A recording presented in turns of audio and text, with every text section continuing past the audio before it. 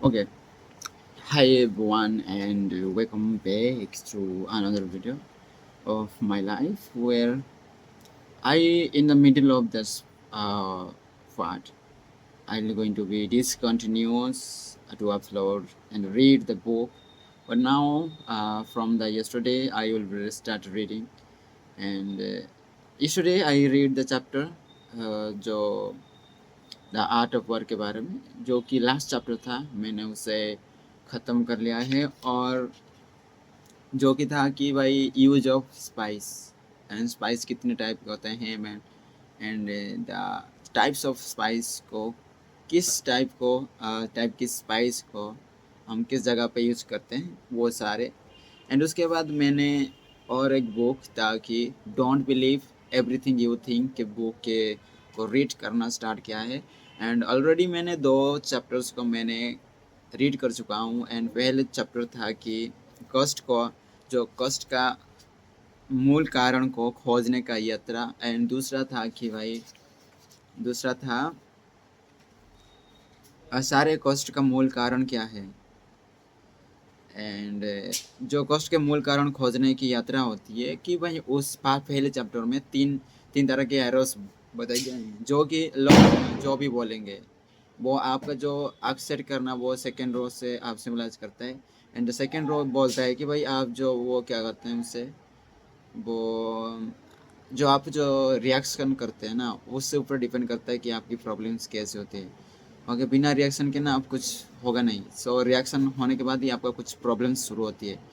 And last में जो आप संभल लोगे तो अपना रिएक्शन को, तो और दिक्कत नहीं होने वाली। एंड चैप्टर 2 में बताया गया है कि भाई सारे कष्ट का मूल कारण क्या आता है, what is the root of every problem और ऑल प्रॉब्लम्स। कि भाई आप जो सोचते हैं ना, सोचना ही आपका प्रॉब्लम है। इसके बारे में ही विस्तार से बताया गया है कि चैप्टर नंबर 2 में। एंड चैप्टर नंबर 3 आज मैं पढ़ने वाला हूँ, जो कि है कि हम सोचते ही क्यों हैं, भाई वाई वी आर थिंक, इसके बारे में है। तो पहले स्टार्ट करने से पहले एक वाट है कि मैं सोचता हूँ और सोचता हूँ और सोचता हूँ। मैंने सोच कर खुद की खुशी को लाखों बार दूर भगाया है, लेकिन एक बार भी भीतर से खुशी महसूस नहीं की। जोनाथन सेफ्रान पर मनुष्य ने तर्क करने, विश्लेषण करने और सोचने की प्रगतिशील योग्यता इसलिए विकसित की है क्योंकि यह बचे रहने में हमारी मदद करती है। हमारा मस्तिष्क हमें जीवित रखने में बहुत मदद करता है, लेकिन समृद्ध करने में बिल्कुल भी मदद नहीं करता। यानी यह हमारी सुरक्षा और बचाव की तो पूरी परवाह करता है, लेकिन हमारी संतुष्टि या खुशी की कतई परवाह नहीं करता। मस्तिष्क का काम हमारे परिवेश में मौजूद संभावित खतरे की चेतावनी देना है, जिनसे हमारी जान को आखिम जोखिम हो सकता है। यह अपना काम बड़ी अच्छी तरह करता है। यह न सिर्फ हमारे आसपास है परिवेश में जोखिम की तलाश करता है, बल्कि हमारे अनुभवों तथा स्मृतियों के आधार पर यह काल्पनिक परिदृश्य को भी भविष्यवाणी करता है, जो उसे संभावित खतरों जैसे लगता है। इसमें कुछ गलत नहीं है। मस्तिष्क सिर्फ वही कर रहा है जो करने के लिए यह बना है। जब हम यह नहीं समझते हैं कि उसका एकमात्र कर्तव्य हमें जीवित रखने में मदद करना है, तब हम उसके कुंठित और नाराज हो सकते हैं। यह सारा संघर्ष एक मासूम गलतफहमी से उत्पन्न होता है। हमारे मस्तिष्क का कर्तव्य हमें जीवित रखना है। हमारी चेतना का कर्तव्य हमें संतुष्ट महसूस करने में मदद करना है। आपकी आत्मा वह कारण है कि आप इस यात्रा पर आए हैं, अपने लिए शांति, प्रेम और खुशी की तलाश में।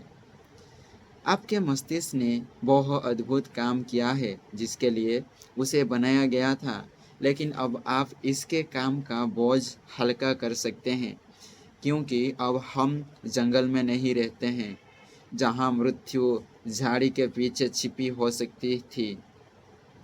अगर हम अपने मस्तिष्क का इस्तेमाल करते रहेंगे तो हम लगातार लड़ो या भागो की अवस्था में रहेंगे, जिस वजह से हम चिंता, तनाव, डर, कुंठा, अवसाद, क्रोध, रेस और सारी नकारात्मक भावनाएं उत्पन्न कर लेंगे, क्योंकि मस्तिष्क हर चीज़ को हमारे अस्तित्व के लिए जोखिम मान सकता है। अगर आप स्वतंत्र, खुश, शांत और प्रेम से भरपूर रहना चाहते हैं तो आपको सिर्फ यह ज़रूरत है कि आप अपने मस्तिष्क की बात सुनना छोड़ दें। आपको इसके पार जाकर किसी ज़्यादा बड़ी चीज़ की बात सुनने की ज़रूरत है, जो न सिर्फ बचे रहने में बल्कि समृद्ध होने में भी आपकी मदद करेगी। ओके, ये था चैप्टर नंबर 3। एक पेज की थे चैप्टर, ज़्यादा भी बड़ी नहीं थी। तो इसमें जो मैं पढ़ा कि भाई हम सोचते ही क्यों हैं। जब मनुष्य पैदा हुआ था तो वो जंगल में रहता था। ओके, तो उस टाइम पे तो कोई शहर नहीं था, सिटी नहीं था, बल्ब नहीं था। तो भाई हाँ, जंगल में ना बहुत ज़्यादा जानवरों का खतरा रहता था कि भाई कुछ गड़बड़ हो गया तो भाई रात में आप सोए होंगे तो रात में आकर वो खा कर जाएगा, तो भाई आपका डिनर हो जाएगा उसका ना। तो बहुत ज़्यादा डरना कि भाई आप कैसे सर्वाइव करोगे, कैसे सुबह होगा, रात की सर्वाइव कैसे करोगे, ये आपकी चिंता रह सकती थी।